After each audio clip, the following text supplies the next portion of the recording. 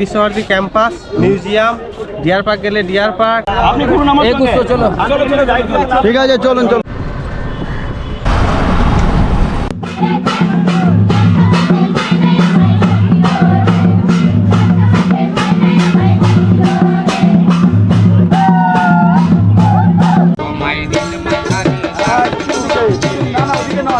প্রজাগ্রাম ছিল ভুবন টাকা, শান্তিনিকেতন বা বিশ্বভারতী নামটা পরে হয়। আর 12 বছর বয়সে রবীন্দ্রনাথ ঠাকুর প্রথম এই বাড়িতে এসে থাকেন। কাঁসার থালায় এখানে খাবার দিচ্ছে।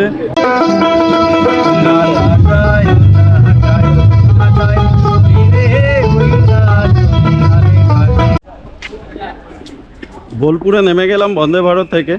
এখানে 7:37-এ ঢোকার কথা ছিল, আর 7:57-তে ঢোকালো, অর্থাৎ 20 মিনিট লেট বন্দে ভারত আজকে।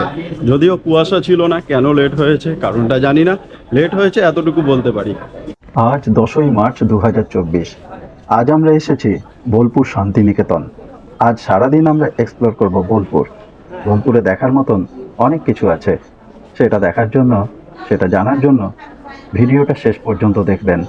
আর যারা চ্যানেলে নতুন এসছেন তাদের কাছে অনুরোধ রইল চ্যানেলটি সাবস্ক্রাইব করে পাশে থাকবেন। বেল আইকনটি প্রেস করতে একদম ভুলবেন না, তাতে আমার সমস্ত ভিডিওর নোটিফিকেশান আপনার কাছে পৌঁছে যাবে সবার আগে, খুব সহজে।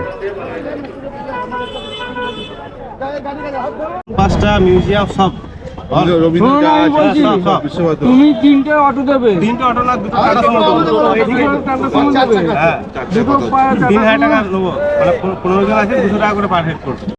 সবই ওই টাইমে হয়ে যাবে তো? একদম। যদি না হয় পয়সা আমি রিটার্ন দেবো এত জনের। কত করে নেবে? হ্যাঁ, 3 2400 টাকা স্যার, 800 টাকা করে গাড়ি। 700 করে নাও। স্যার আপনি ঘুরে এসে পয়সা দেবেন। আপনি ইউজ করছেন আমার ভালো একটা জিনিস, পয়সা তুমি বললেও না বললেও ঘুরে এসেই দেবো। ঠিক আছে, 2100 না, আপনি 700 ঘুরুন, ঘুরে এসে পয়সা দেবেন। 700 করে 2100। আপনি ঘুরুন আমার সঙ্গে। চলো যাই। ঠিক আছে, চলুন চলুন চলুন। টোটোতে এখানে 1000 টাকা করে চায়, বার্গেনিং করে এখন 700 টাকায় এসছে। 700 টাকা করে এক একটা টোটোতে আমরা 5 জন যাবো। 3টে টোটো নিয়েছি, 15 জন আছি। তারপরে বললো যে সমস্ত জায়গাগুলো ঘুরে দেখাবে, ঘুরে দেখিয়ে আমাদের 2:30টার সময় এখানে নামাবে। 3:18-তে আমাদের ট্রেন। আমাদের হচ্ছে কোয়া বালুরঘাট এক্সপ্রেস 3:18 ট্রেন আছে। আমরা এখান থেকে আবার চলে যাব রামপুরহাট। এখন বাজে সকাল 8:10। আমরা বোলপুর স্টেশন থেকে টোটোতে করে রওনা দিলাম। আমরা আজ প্রথমেই যাব কঙ্কালীতলা। এই গাছটা সহজ পাতায় প্রথম আছে, এই গাছটা বড় গাছটা সহজ পাতায় প্রথম আগে এই পাতাটা। এই পাতাটা 3 পাহাড় নাম, এটা 3 পাহাড়ি গাছ। 3 পাহাড় নাম। আচ্ছা, 3 পাহাড় নাম দিয়েছিল এই গাছটা। বট গাছ না অশ্বত্থ? বট গাছ। বোলপুর স্টেশন ছাড়িয়ে, বিশ্বভারতী ক্যাম্পাস ছাড়িয়ে আমরা এখন চলেছি কঙ্কালীতলা কালী মন্দির। কঙ্কালীতলা 51 সতীপীঠের এক পীঠ। পুরাণ মতে কথিত আছে দক্ষযজ্ঞের পর এখানে দেবী পার্বতীর কঙ্কাল পড়েছিল। এখানে দেবী দেবগর্ভা ও ভৈরব রুরু নামে পরিচিত। এখানে যে দোকানগুলো আছে সেখান থেকে ডালা নিয়ে পুজো দিতে হবে। 101 টাকায় কি কি আছে এটা? একটা নারকেল আর কমলা, আপেল, সরবতি আলু, মন্ডা, বাতাসা, আলতা, সিঁদুর, ধূপকাঠি সব দেওয়া আছে। আর এটা ভালো চালি টালি প্যারা টারা দিয়ে 151 টাকা। পুজোর জন্য লাইন পড়েছে এখানে। সাঁওতাল নাচ চলছে, আমরা নাচ দেখতে যাব একটুখানি।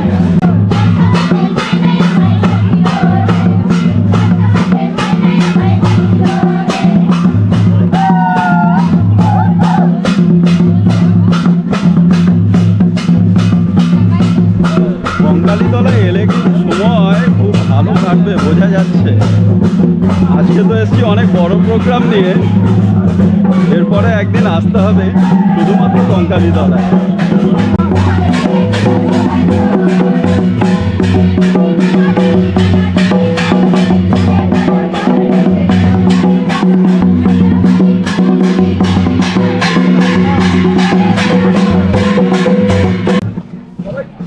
হিন্দু ধর্মের মানুষের বিশ্বাস, কতজনের কত রকম বিশ্বাস দেখুন। এখানে সবাই পুজো দিয়ে বেরোচ্ছেন। পলাশ ফুলের মালা গাচ্ছে এরা সবাই। এখানে পলাশের মালা, জবার মালা মাকে দেওয়ার জন্য, পলাশের মালা ঠাকুরকেও দেওয়া যায়, প্লাস হচ্ছে অনেকে নিজের গলায়ও পরে ঘুরছেন, দেখতে পাচ্ছি পলাশ ফুলের মালা।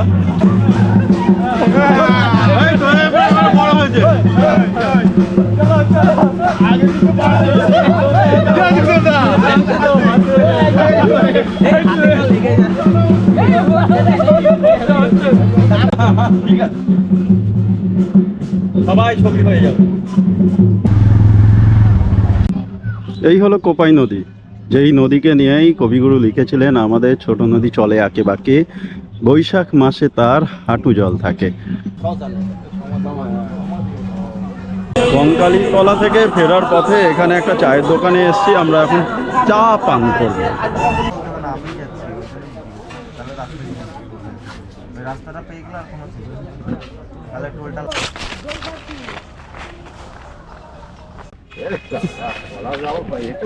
এটা হচ্ছে শালবনী।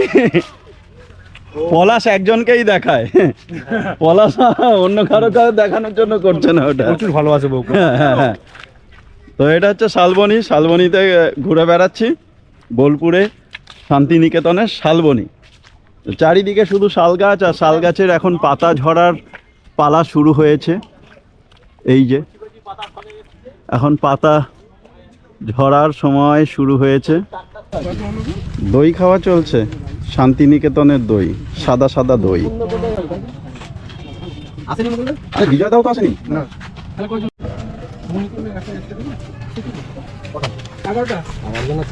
দই খাচ্ছি। তোর নাম কি আছে রে? কি ঘুরে কথা বল না। আচ্ছা, এখানে বৌদ্ধ মূর্তি আছে।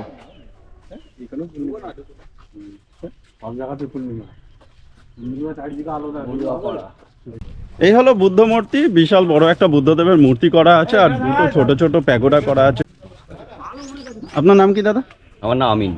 আমিন। আপনার নাম? দিনেশ। এই দুই দাদা টোটো করে আমাদের এখানে নিয়ে আসছে, আর এই দাদার নাম চন্দন। আদিবাসী গ্রামে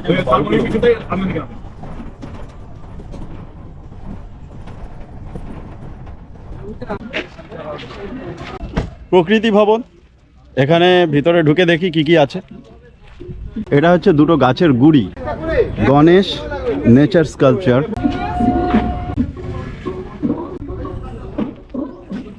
গাছের একটা গুড়ি, মৈত্রী ভাবনা, প্রকৃতির নন্দন চিন্তা। প্রকৃতি ভবন দেখে বেরোলাম, ভিতরে গ্যালারিটা দেখে বেরোলাম, একটা কি বলবো, অসাধারণ অভিজ্ঞতা, একটা অসাধারণ ভালো লাগা। আর প্রকৃতি থেকেই কত কিছু পাওয়া যায়, প্রকৃতির মধ্যে শুধু খুঁজে নিতে হয়। আমি এটা ব্যক্তিগতভাবে বিশ্বাস করি, মানুষের জন্মের সাথে সাথে প্রকৃতিতে সমস্ত কিছু কিন্তু সেই মানুষটার জন্য তৈরি আছে, সমস্ত জিনিসটা খুঁজে নিতে হয়। তো শিল্পীরা বিভিন্ন সময় বিভিন্ন জিনিস খুঁজে নিয়েছেন, আর প্রকৃতির বিভিন্ন শিল্প আমাদের অনেক কিছু শিক্ষা দেয়। আর ভেতরে যেই ভদ্রলোক আছেন, তিনি এত সুন্দরভাবে বুঝিয়ে দিলেন আমাদের সমস্ত বিষয়টা। তো সেটা দেখতে হলে বা বুঝতে হলে এখানে আসতে হবে, এসে ওনার মুখে শোনাটা সব থেকে ভালো হবে।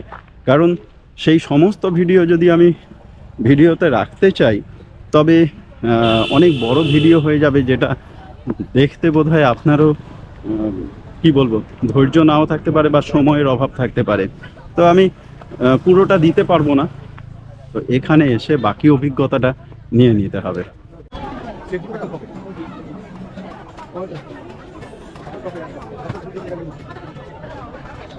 দিন শেষ হয়ে যাবে কিন্তু মন তাও ভরবে না, এখানে হাঁটতে ইচ্ছে করবে, অনেক কিছু আছে, কেনাকাটি করতে ইচ্ছে করবে।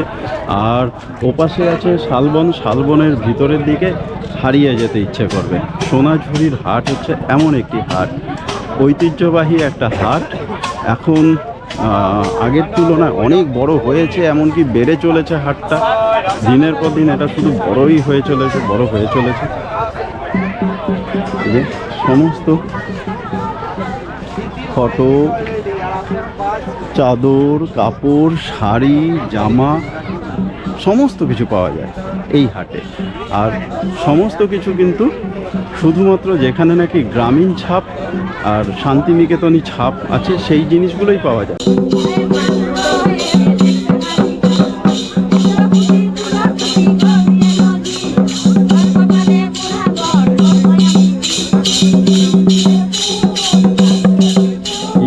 টাপাটানি চলছে,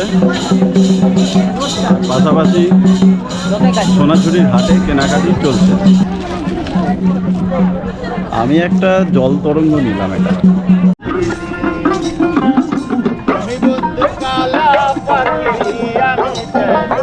সোনাঝুরির হাট মানে কেনাকাটা, নাচ, আর তার সাথে অবশ্যই বাউল গান, আর পুরো বিস্তৃত শালবন। শুধু শাল না, এখানে ইউক্যালিপটাসের জঙ্গলও দেখা যায়।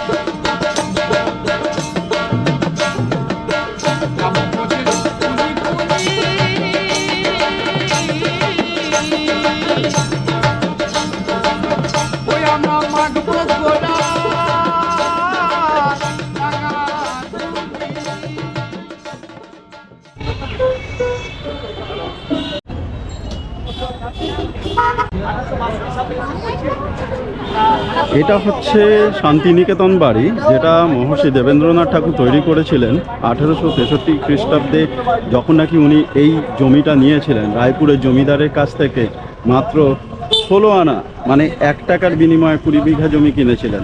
তারপরে 1863 থেকে উনি সপরিবারে মাঝে মধ্যে এখানে আসতেন, এসে এই বাড়িটার মধ্যেই থাকতেন। এখন এই বাড়িটা হেরিটেজ বাড়ি হয়ে গেছে। এটা এখানে এখন ঢুকতে দেওয়া হচ্ছে না, এখন এটা বন্ধ আছে, কারণ 1863 সালেই তো এই জমিটা নেওয়া হয়েছিল রায়পুরের জমিদারের কাছ থেকে। প্রথম জমিটা নেওয়া হয়, পুরো জায়গার নাম ছিল ভুবনডাঙ্গা। ভুবন মোহন সিংহর কাছ থেকে নিয়েছিলেন মহর্ষি দেবেন্দ্রনাথ ঠাকুর। 16 আনা পয়সা দিয়ে প্রথম এই জায়গায় চুক্তিপত্র করেন ছাতিমতলায় বসে। পুরো জায়গার নাম ছিল ভুবনডাঙ্গা। শান্তিনিকেতন বা বিশ্বকরের নামটা পরে হয়।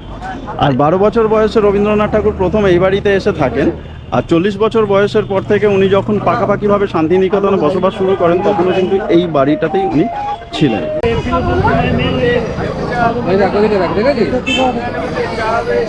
এই হচ্ছে বিখ্যাত ছাতিমতলা, যেখান থেকে এই শান্তিনিকেতনের ভাবনা শুরু হয়েছিল। 1863 খ্রিস্টাব্দে রায়পুরের জমিদারের নিমন্ত্রণে যখন দেবেন্দ্রনাথ ঠাকুর যাচ্ছিলেন, তো এখানে বসে, এইখানে একটা ছাতিম গাছ ছিল, সেই ছাতিমতলায় বসে উনি এখানে বিশ্রাম নিয়েছিলেন।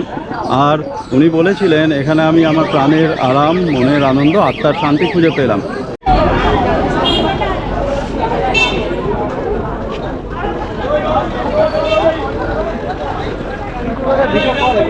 এটা হচ্ছে রবীন্দ্র মিউজিয়াম। রবীন্দ্র মিউজিয়ামের ভিতরে এখন ঢোকা যাবে না, কারণ 12:30 সময় বন্ধ থাকে, 12:30 থেকে 2টো পর্যন্ত বন্ধ থাকে, আবার 2টোর পরে ঢোকা যাবে। এখানে ঢোকার জন্য মাথা পিছু 70 টাকা করে টিকিট লাগে। যদি স্টুডেন্ট হন তাহলে 10 টাকা, আর সার্ক গোষ্ঠীভুক্ত দেশগুলির জন্য 300 টাকা, এমনকি অন্যান্য দেশের জন্য হচ্ছে 500 টাকা করে টিকিট লাগে।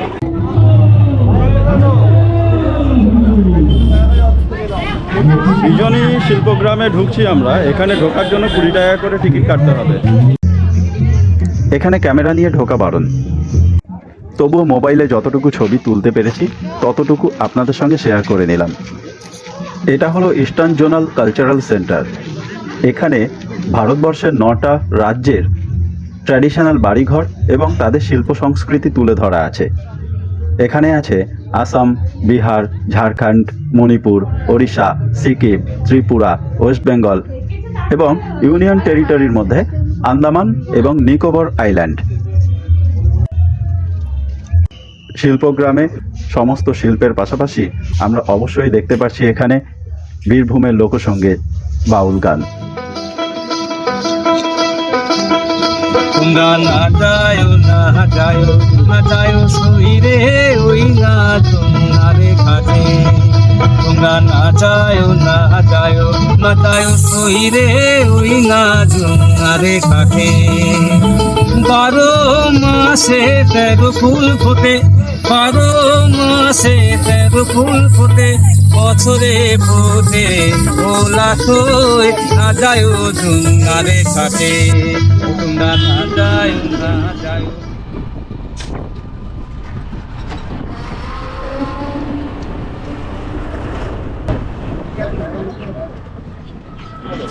এখন লাঞ্চ করব আমরা দ্য ওয়েস্টার রেস্টুরেন্টে আমরা ঢুকেছি এখানে বিশাল ভিড় দেখা যাচ্ছে ভিতরে।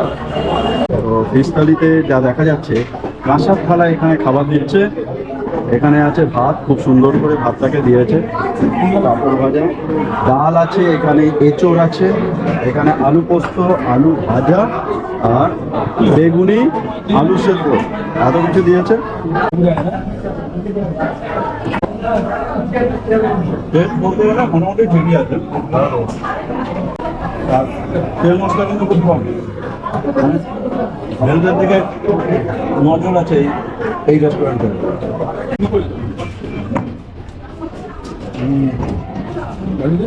এই মাছ নিয়ে গেছে, এই হচ্ছে মাছের পিস, ভালো। তো খাওয়া দাওয়া করি, পরে কথা বলবো। সারাদিন বোলপুর ঘুরে এখন আমরা চলে যাচ্ছি রামপুরহাট। রামপুরহাট থেকে তারাপীঠ যাওয়ার প্রোগ্রাম আছে আজকে। তো বিকেল 3:18 কলকাতা বালুরঘাট তেভাগা এক্সপ্রেস ধরে আমরা যাব।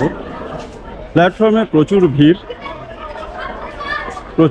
প্রচুর মানুষ যাচ্ছে। তেভাগা এক্সপ্রেস আসছে।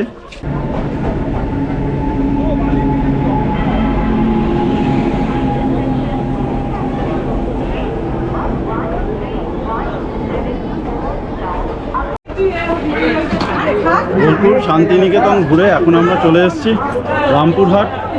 তো এখানে আমাদের শান্তিনিকেতনের ব্লগটা আমি শেষ করছি। এর পরের পর্বে তারাপীঠ দর্শন।